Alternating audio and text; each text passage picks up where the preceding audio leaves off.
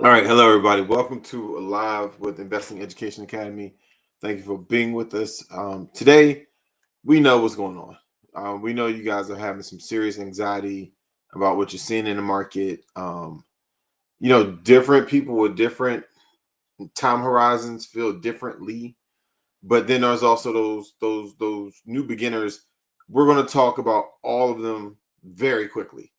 And the overall theme today is just letting you all know we recognize the emotion of what's happening right now and then the technical reality of what's happening right now. So we're going to talk about it and how you should be positioning yourself in a market like this at a variety of different time horizons. So Leon, you can tell them why we chose this topic, and I'll do a little bit of housekeeping. Yeah, so we chose this topic this week, because as Brent said, we know what everybody's going through.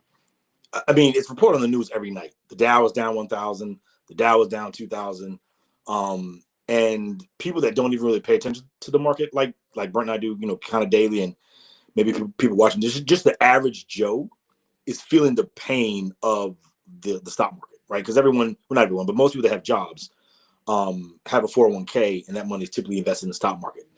So people are even people that are pretty much disconnected from the market are feeling this pain of, wow, my 401k for my retirement in 10, 20, 30 years, maybe even in the next 5 years, is down 30, 40%, right? And it's just really blowing people's minds. Um, so we want to talk a little bit today, really quickly, just about kind of like mindset and kind of how to deal with this. But I will say the way, so what happened in like during COVID was an existential event that no one saw coming. And it was like, oh my God, the world is actually going to end on this pandemic. In 2008, again, a huge external event that no one, I mean, some people saw coming, but it kind of built over time. And, but it still kind of snuck up on a lot of people, even a lot of people in Wall Street. So that was that. This event right now is 110% caused by one individual, and he can literally change it turn this whole thing around on a dime. An example happened today. So yesterday the market was down huge, primarily, and again, we don't always know the exact reason, but we can kind of put two and two together. So yesterday, Trump came out and tweeted that he wanted to fire Jerome Powell. Jerome Powell is the head of the Federal Reserve, who controls interest rates. Trump is mad because Powell's not cutting rates right now. So Trump, doing Trump, went out there and blasted him, called him all types of ridiculous, childish names. And when he said the thing about, hey, I can't, he said something to the effect of his termination can't come fast enough, or something along those lines. And that was interpreted by the market as, oh my gee, this guy might fire the Fed chief and then put in his own yes man, and we're going to be totally screwed. So the market was down huge on that, right? Then today, um, Trump comes out. So somebody got in his ear and came out and said, today, have absolutely no cause or no reason to fire Jerome Powell. I'm not going to fire him. And at the same time, the Treasury Secretary came out today and said the ridiculously high 145% tariffs on China is unsustainable. It will not last, and they will come down meaningfully relatively soon. When that is, we don't know. But basically, what my point about this is that this was 100% caused by the Trump administration, and they can literally solve it overnight by either getting rid of the tariffs or just reducing them back to like reasonable levels. Because what happened today is the market closed relatively good. It kind of bounced. It was up, I don't know, maybe 1.5% today at the close. And then Trump made those remarks about Jerome Powell. Take a step back. One of the reasons the market was up today because pre-market, Bassett, which is the Treasury lead, came out and said the tariffs need to come down, essentially, especially with China. The thing I referenced earlier. And then after the market, when the market closed, Trump came out and said, "I'm not firing Powell. Calm down." And then after hours, the market jumped another 1%. So the point of the picture I'm trying to paint is that this was man-made. This was totally caused by Trump's tariffs. Unlike things in the past that just kind of came out of the blue, this can be solved overnight. If he just came away and said, "Get rid of the tariffs, we're good," it's not going to happen. So my larger point is that while we're all scared and worried, and this really feels painful, it won't last, and it literally cannot last. And at some point, either Trump is going to blink, the countries that he's tariffs are going to blink, or they're both going to come to some level of agreement. And the market wants to go higher, right? Like it wants to scream higher because anytime there's any sort of good news, the Yeah. market jumps up 1%, 2%, just on like a tweet. So I started to say, we take deep breaths. Brent always say when the market's down like this, try to buy if you can, because you're getting things at discounts. But if not, just if you can, sit back and just don't look at your portfolio, because this will pass at some point, because this cannot last. This is an economic thing, not a man-made economic thing, not something that's external to things that we can control. Let's talk about those people who have time horizons. We know many of you all, are headed into retirement within the next 2 years, 3 years.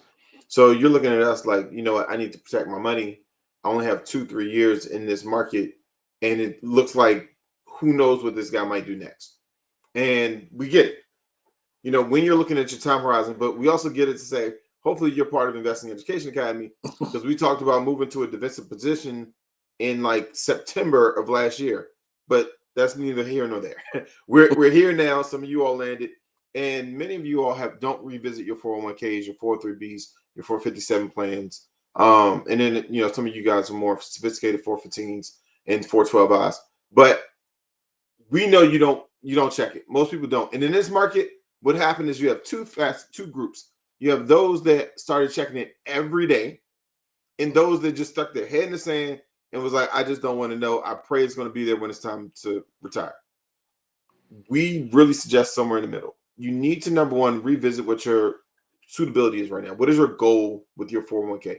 Stop, everybody, what you're doing. If you're retiring within the next 2 to 5 years, take the next couple of days and think about. We're not saying look at your portfolio yet. First, before you look at it, think about, what is your goal? What are you trying to accomplish with your retirement funds? How badly do you need them? Or maybe you don't need them very badly. You have, supplemental retirement somewhere else. Maybe you're doing real estate. Maybe you just have so much money in the market, you can stand to liquidate part of your portfolio, but not all of it. And the reason why we're saying do that before you look at your portfolio is, if you look at your portfolio, then go think about your goals, it's almost impossible to separate what you just saw from your thoughts. If you look at your goals first, you have a more pure aspect of what your goals really are. Then go look at your portfolio and compare the two and see if you fall into a couple of these categories. And we're going to throw some things out, and you guys just think about where you fit. Number one category, you realize that your portfolio is up over the years at a rate that really you can stand to weather a 20 to 30% bounce around in the market over the next 3 years. And you're coming out in year 6 maybe. So you really don't need to move your money, but you do think some of the speculative things that are in your portfolio just don't make sense anymore. We would agree with that. Again, your suitability is not individual stock advice or financial advice to anybody. We're just saying this generally. If you're a person and you're retiring in the next 2 years, and you're like, I can't take this, I can't stomach it, and I can't risk it. Look at how much you've lost. It's pretty much, if you're in the last year, your account more than likely is going to be down. Excuse me, I'm realizing I have the hiccups, but your account's probably going to be down. We would say for that group, you probably want to get into some type of defensive position that is heavy on dividend income. That would be, again, we have to look at your portfolio really to give true advice, but you do want to have dividend paying stocks in that portfolio. In most cases, Leon, jump in at any point in time, dividend paying stocks are going to be more secure stocks in the market by and large. Now, if you all are going I want to do real estate investment trust because they always pay dividends, be very careful with real estate investment trust. Leon and I have experienced this. We've been in the market. So this is not hearsay. This is not, we heard, it's possible. We have seen this happen. Some real estate investment trusts will pay these very high dividends because they're paying very high dividends based off leverage money, meaning they're getting loans and accruing debt in order to continue paying these very high dividends to attract more people to the fund. And then all of a sudden the fund goes kablooey. So just understand where I'm saying this because we spoke to an IEA member who was like, oh, we're going all REITs. Be careful. Real estate investment trusts, you still need to know how it's paying the dividend. But for that group, you're 2-3 years out, you want to move some money to defensive. Absolutely, at that point, you don't want to be in a speculative market with this guy in office. You don't want to do IPOs. You don't want to do SPACs if they're coming out, special purpose acquisition companies. You don't even really hear about them anymore. They're not in vogue like they used to because people realized they were a ticking time bomb. Mm-hmm. But, again, we're telling you, don't think, okay, one IPO and I'm getting back in the market. This is not that environment at all. And so look at those blue chips, and honestly, this is that moment where I would say, I would look at indices. I would look at index funds right now, S&P 500, keep it simple. The S&P 500 is down big, so hopefully it goes up big over the next couple of years. And really the market, like Leon said, wants to correct itself, but it can't without reason. The market is just looking for a reason, any stability whatsoever that will say it makes sense to get back in. People will come back because there's an inverse relationship between the bond market and the stock market. So right now you have a lot of people that have already pulled their money out and went to those defensive positions within bonds, and they're sitting there just waiting. And they are waiting to get back into the market. They're not trying to stay in the bond market forever. Anybody that left the market to go to bonds, it was simply a temporary defensive position. The market will come back at some point. Then you have those people who are like, you know what? My time horizon is 10 years plus. I'm just new to the market, so I feel like I need to liquidate everything and get out of the market. For you all, this is where you cut your teeth. This is where you get your grit. Leon and I have been through 2001, the tech bubble. We've been through 2008, the real estate fiasco. We've been through COVID. I mean, we've seen some horrible markets, and it's been a number of wars in between there. And who's to say what will happen with this guy? But the market has always snapped back. So if you're looking at really a 10 plus year time horizon, this is when you walk into a store. If you walk into your favorite store and everything was on sale, would you not buy anything? Would you leave? No. You're probably going to run to the car, get the biggest bag you can, and start shopping. But because it's the stock market, people don't see it like things are on sale. They see it like, oh my gosh, I'm losing money. I'm hemorrhaging money. Don't look at it that way. And the big point to that point is that it's also like Brent said about your suitability, what you can afford, but also, I mean, the main thing is time horizon, right? Like if you're literally, because remember, Trump is going to be in office for 4 years. He's going to be in office in 2028. As Brent said, we have no idea what this guy is going to do. It's only been, I don't think he's been in office yet 100 days. It's barely been 3 months. And look at the chaos, right? So hopefully, we hope this all calms down and it eventually goes away, but we can't play that game. We have to kind of secure. Play the cards that were dealt. Yeah, play the cards with dealt. Right, exactly. So as Brent said, defensive stocks. Just think of things like you said. It was something I could think of defense companies, consumer staples, goods companies, companies that make food, big box retailers, Walmarts, Targets, things like that. Stay-at-home stocks. Yeah, and then another one is bonds, right? So right now, bonds. If you did U.S. Treasury bonds, the 10-year and everything from the 2-year to like the 10-year are paying roughly like 4.5% per year, right? So if you and essentially risk free. Essentially, again, nothing's risk free, but essentially, yeah. And with this administration, but it's essentially risk free, right? Yo, government workers already they're sitting somewhere watching this like yeah, I thought my job was almost risk free too, yeah. But yeah. So again, if you need your money within the next 5 years, especially if it's retirement money, I would definitely highly consider, again, not advice, just general information.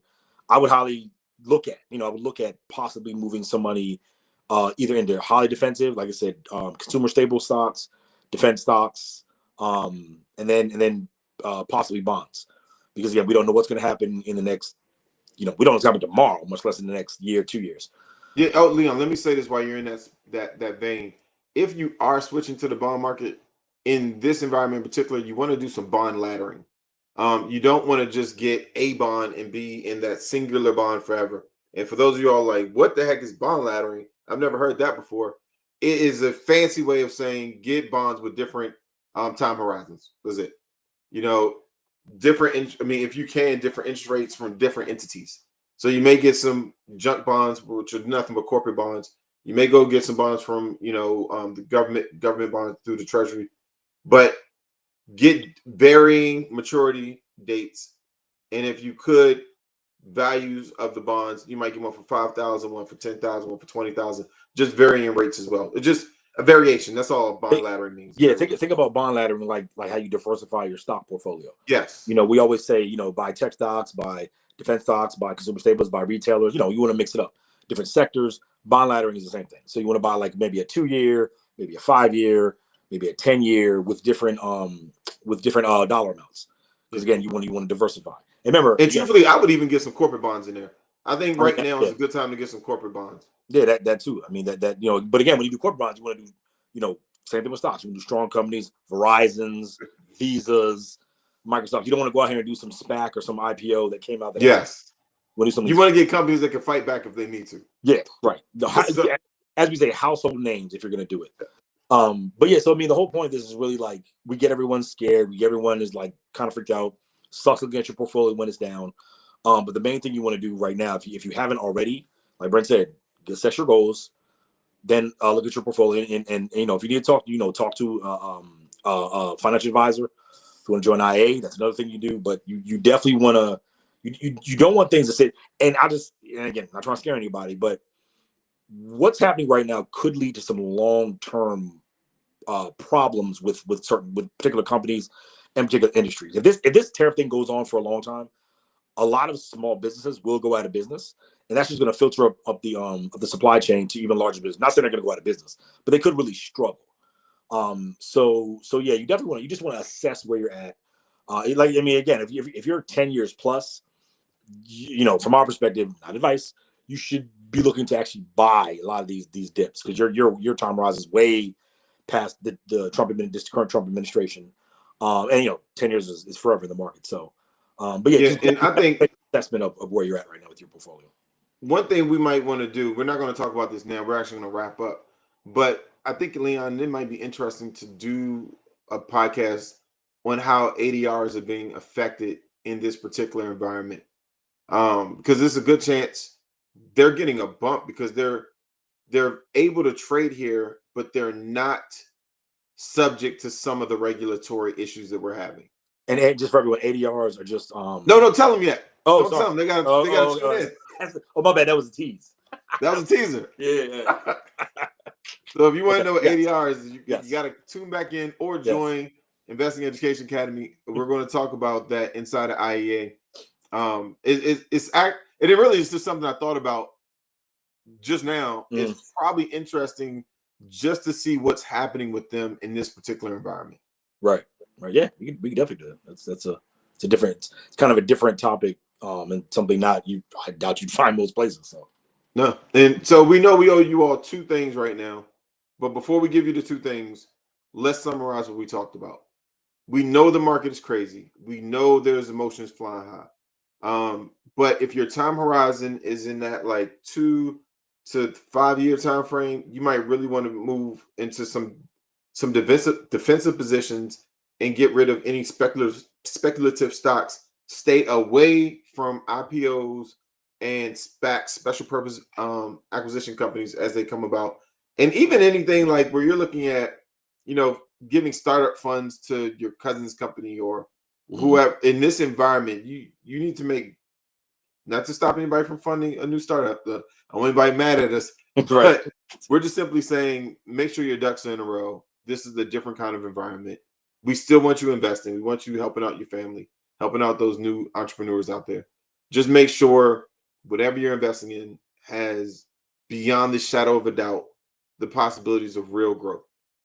Yeah, and the main thing is like everything Bridget said. Is main thing just blue chip companies that you know of, you may use, you may shop at. Again, I always say that's not a reason to buy a company. Always do your research, but stable, strong companies that you've known for decades since you were a child are the best ones to invest in right now, because they're all for stability. They actually have cash flows, they have profits, they have free cash flow. They're strong, right? You don't want anything weak or wobbly right now in this environment.